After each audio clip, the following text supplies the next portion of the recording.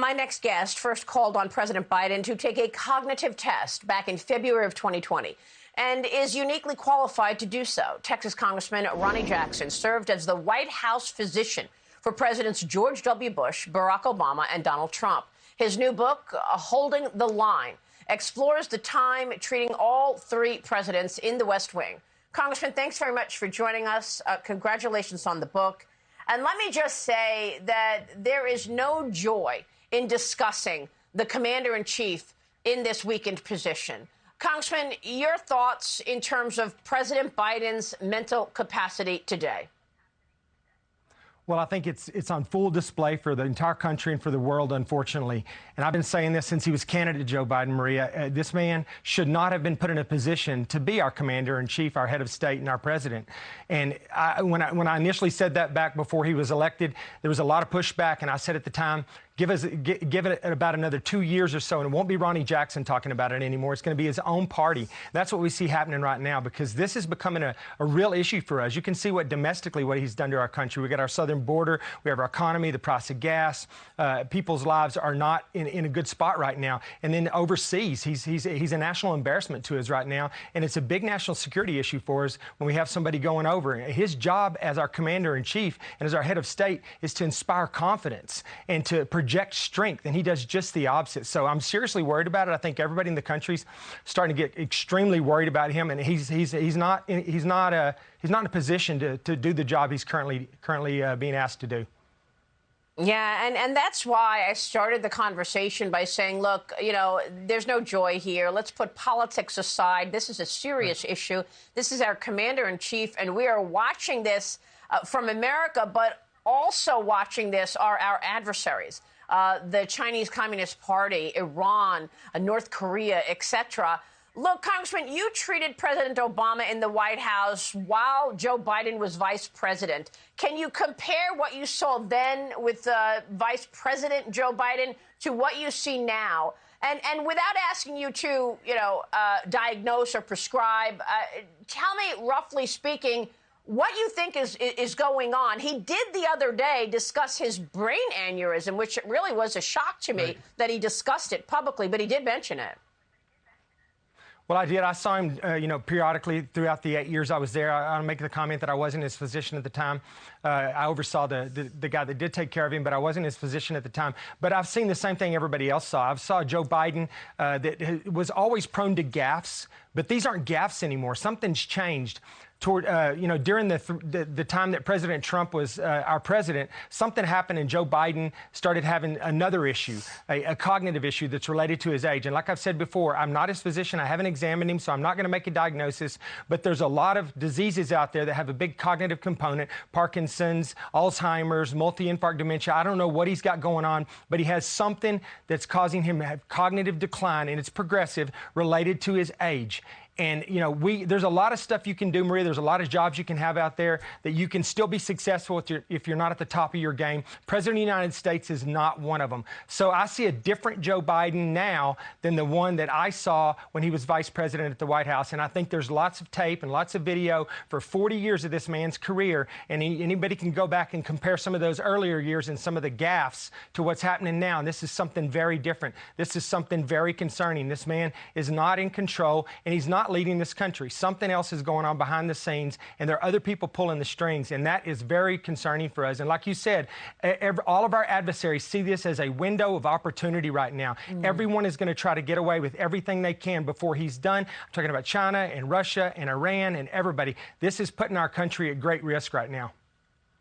And you came at this from a medical position, given the fact that you did treat those three presidents. Back in February of 2020, you put out a tweet saying, remember the cognitive test I gave Donald Trump, the one he aced? Sounds like somebody else might need some testing done. Scary. But after that tweet came out, you received a note from President Barack Obama. Tell me what Obama said to you. You write about this in your new book, Holding the Line. He said, I have to express my disappointment on the cheap shot you took at Joe Biden via Twitter. It was unprofessional and beneath the office that you once held. It was also disrespectful to me. writes Obama, and the many friends you had in our administration. Tell me about this email that you received from Obama. Well, as you read there, I got scolded pretty well by him. And, you know, I was headed to a campaign event, and I saw this tweet that Ronna McDaniel had put out with a video clip of Joe Biden. Didn't know exactly what state he was in. Was confused, stated that he was running for the Senate, so he didn't know what office he was running for. And, you know, it was just, I mean, it was a cognitive mess.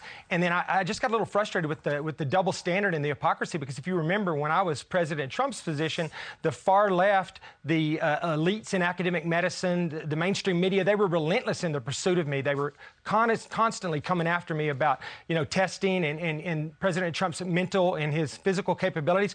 And then here we have a president that's clearly got something going on, and it's crickets. Nobody's saying a single thing. So I retweeted that video, she said, and made the comments that you read there. I thought it was fairly benign. And then within, you know, 20 or 30 minutes, ding, my phone rings.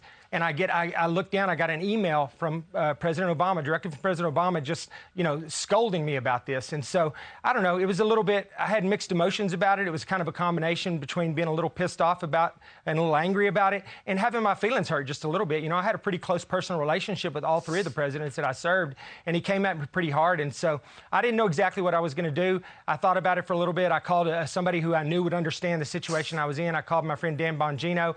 Dan talked to me through it a little bit, and Dan said, "Look, Ronnie, you don't know this guy anything. Don't even respond to this.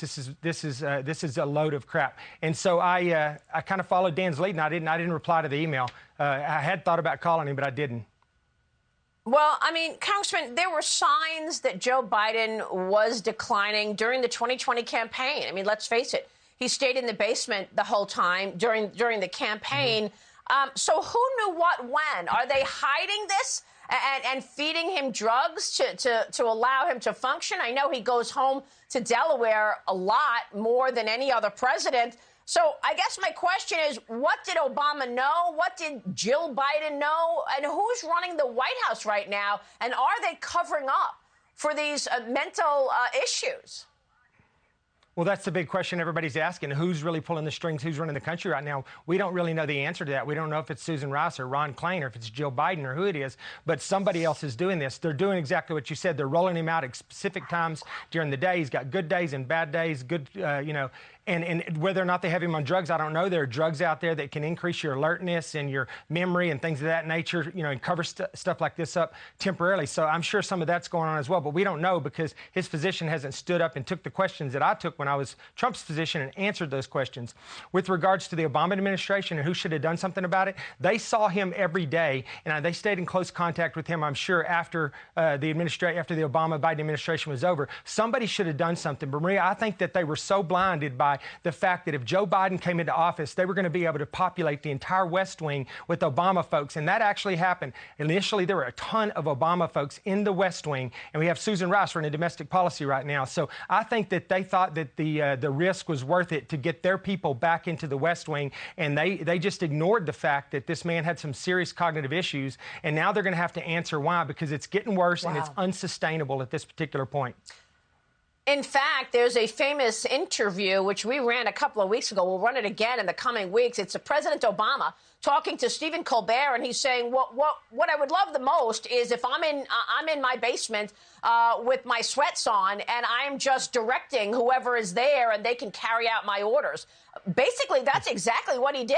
That's what he set up. Now, you put out a tweet, and you say that Biden will not finish his term. And you say that he should resign. Tell me about this. Should and will are two different things. How do you see this playing out? Well, I think he will, and I say that because I just don't see this getting any better. This is, you know, all of these issues we talked about with cognitive decline related to age, they get worse, not better with time, and this is going to continue to get worse, and they're going to have to do something about it. Now, I don't know if they'll go so far as to enact the 25th Amendment or to talk him into resigning based on this cognitive issue and admit that they were wrong about that, but there are other ways that they could get rid of him, and I see them looking the other way while some of this Hunter Biden stuff blows up, and maybe just letting him fall on his sword like that. that. His party's already slowly starting to abandon him and run away from him because of his polling and because of his cognitive issues and the embarrassment that he's become for the party. And I think that they will look for opportunity to throw him under the bus in the next few years and or in the next few months and try to get rid of him, because I think that they also know he cannot make it to the end of this term in 2024. Yeah, I mean, even his biggest supporters at the New York Times, Maggie Haberman, wrote a scathing piece about him. She's the one who was spreading the Russia collusion lie over and over again for years, and even she is turning on him at this point. Congressman, it's great to get your instincts on this and your insights. We so appreciate you. Thank you, sir.